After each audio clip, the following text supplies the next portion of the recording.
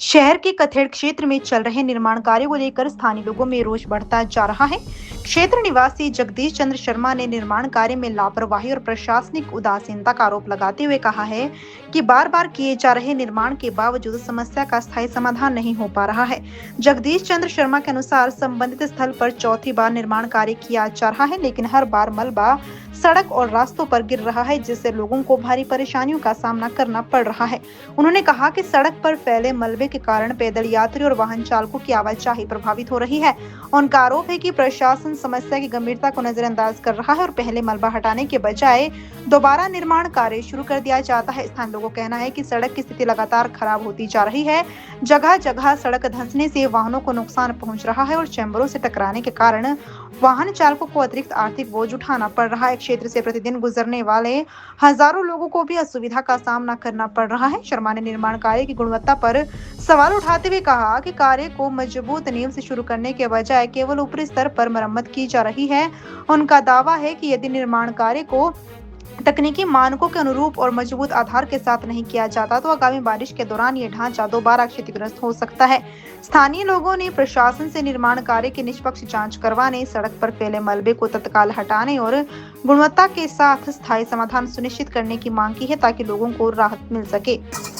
रास्ते की भी दिक्कत है और बाकी तो ये 10-13 चौथी दफा लग गया लगने और वो सारा मिट्टी नीचे आ रही है। प्रशासन आंखें मूंद के बैठा हुआ है, लेकिन उसको इस मलबे को उठाए पहले, फिर उसके बाद काम करे।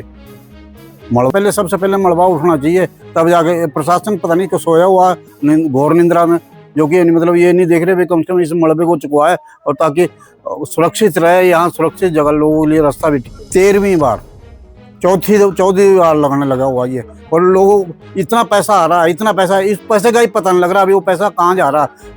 थोड़ा सा पैसा लगा देते हैं, उसके बाद जो बाकी पैसा पता नहीं कहाँ चले जाता है। बहुत आ रहा है इसके लिए। मौसम गई गाड़ी सीज हो गई बंद, जब धस जाती है नीचे को ये तो मतलब चैम्बर लगते हैं नीचे और जो है नीचे खराब हो जाती है गाड़ी। यहाँ से हजारों लोगों का रोज का आना जाना है, यहाँ हजारों पैदल चलते, गाड़ी लेके चलते, सबका वैध हो जाता है यहाँ पर जो आना जाना है। नहीं कर रहे तो अब आ रहा बार बार ये ऊपर से ला रहे, ऊपर से थोड़ी टिकता है हवा में थोड़ी। कैसे इंजीनियर है इनके पास? इंजीनियर नहीं है कोई ढंग के जो उनको सलाह दे और ऐसा करे कि भी नीचे से पहले सारी नीचे से प्रॉपर नीचे जड़ से काम करे। ये ऊपर चिड़ने से थोड़ी भी हो जाएगा। भी चाहे लाख दफा चिड़ ले, ऊपर लाख दफा चिड़ ले, वो चिड़ने से नहीं होगा कुछ नहीं। फिर आएगा 4 दिन बारिश होगी, फिर नीचे आ जाएगा।